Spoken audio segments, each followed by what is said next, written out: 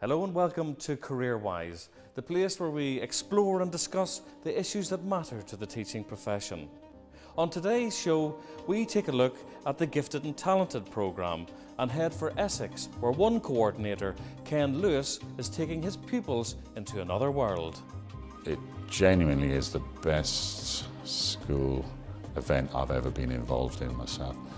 To discuss the Gifted and Talented programme, we'll be joined in the studio by Deborah Eyre, Director of the National Academy for Gifted and Talented Youth, John Bangs from the NUT, and lecturer Helen Wilson.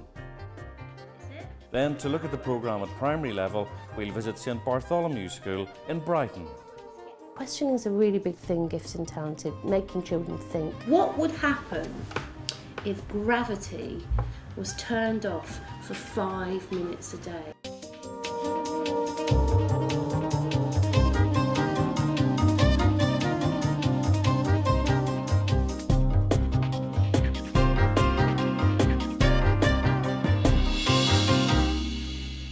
The Gifted and Talented programme was formalised in 1999 as part of the government's Excellence in Cities initiative. The idea was to identify children who were gifted, high achievers in academic subjects, or talented, great at performance arts or at sports. Each school is encouraged to appoint a coordinator, and to find out what this role entails, the CareerWise bus headed for St Clair's School in Essex to meet maths teacher Ken Lewis. You can find teaching satisfying, okay, fine, but it's nice to have something that's slightly different within the school, something that's out of the normal classroom environment. When he's not teaching, Ken runs the school's Gifted and Talented programme. He encourages all departments, from technology to languages, science to PE, to run activities that help the gifted students in these subjects achieve their potential. I mean, I'm a coordinator, but I'm not an expert in all subjects. What I can do is go and encourage that member of staff, do some research for them, become almost like a facilitator in a sense, help them with funding whenever possible, and encourage that department to take it on there. I mean, they're the experts in their subject area. They're the ones that will identify the individual students.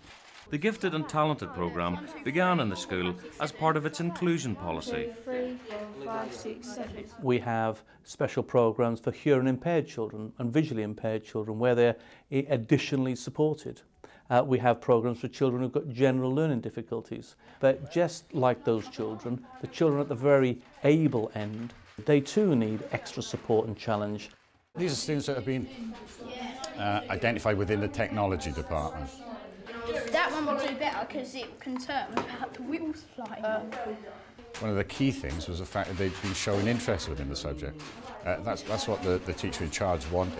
He wanted students who showed interest, wanted to get involved, because once you've got that on board, academic results within the subject are just going to follow. Looks good, but it looks better than the one with the sensor. It looks absolutely rubbish. Well, this is all part of the PE Gifted and Talented programme, which has been set up by the PE department itself.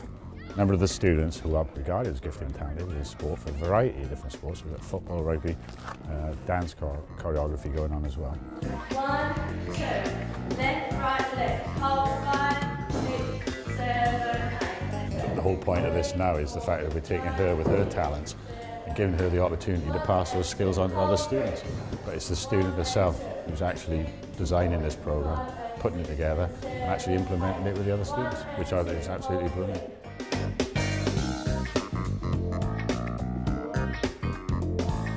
One of Ken's main passions is space science.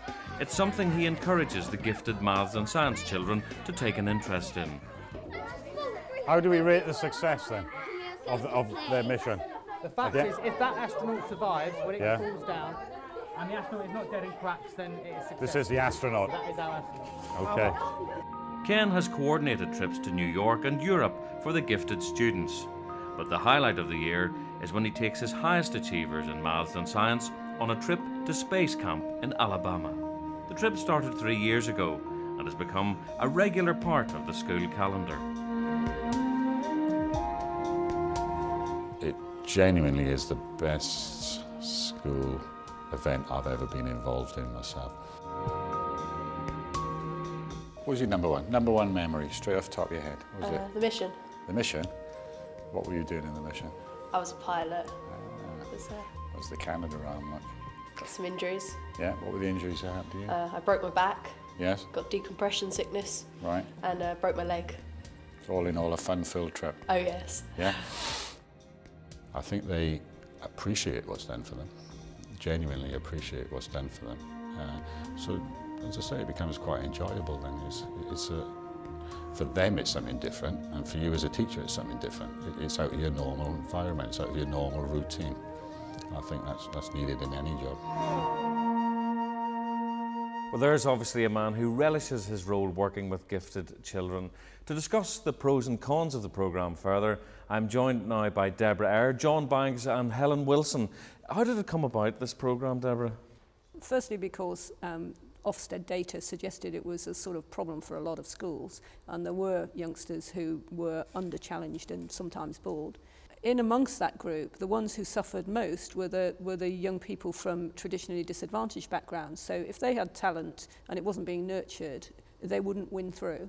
And finally, if a school challenges its most able pupils, the evidence is that you get a raising in standards generally, so it's good for all. Helen, do you think that the whole area of gifted and talented children has been addressed perfectly at the moment? I actually personally don't think it's a case of gifted children. I think it's children with particular gifts and with particular aptitudes. And whilst in many ways you can say all children have particular strengths, there are certainly some who need more challenge than others. And it's right on a personal level, on a personalised learning agenda, to challenge those children. All of us, I think, feel kind of uncomfortable with sticking labels on children, and that's quite right. What we're dealing with is developing individuals, developing children who are going to become adults. It would be wrong to assume that all children know how good they are, and if nobody tells them that they're capable of doing well, then they're not going to necessarily believe that themselves. So there's a positive side to that. It's in the context of we think you have the ability to go further in this particular subject or in this particular area, but you'll have to strive to do so. So it's all about a climate of high achievement. Young people, whether they're gifted or talented, whether or not they're in the middle band, or whether they have special educational needs, deserve something extra, because more often than not, they come from backgrounds which are socially deprived. Now, in terms of gifted and talented, I absolutely agree that labels aren't particularly helpful. But there are children with gifts, there are children with talents.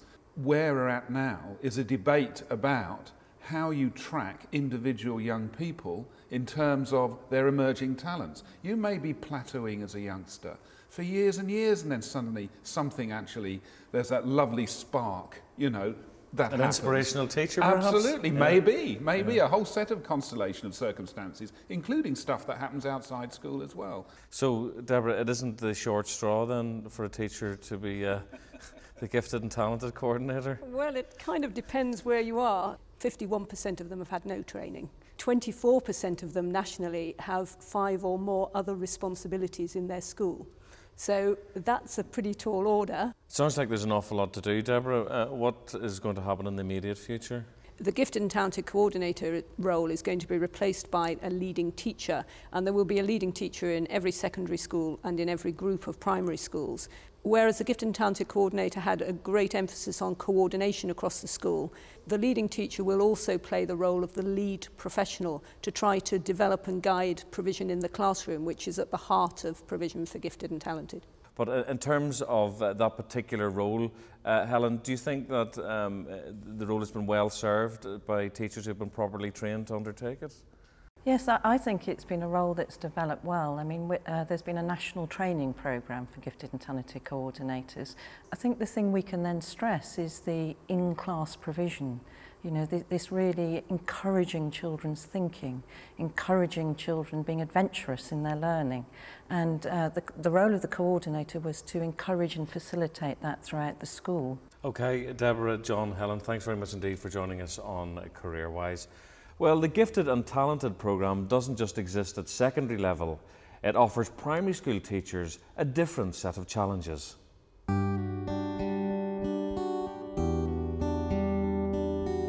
At St Bartholomew's Primary School in Brighton, Jessica Evans-Preston is the Gifted and Talented coordinator. She encourages children's thinking through questioning And one of the ways she does this is to run a challenge club.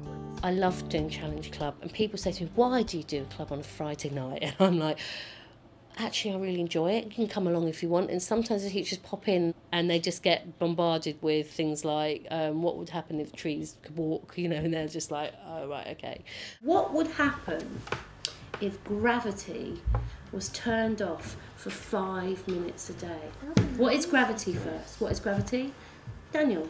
Gravity is kind of like an invisible rope around you, and it's like tied on the ground. To keep you on the ground. Yeah. The activities Jessica runs at the school are designed to let the children find their own gifts and talents.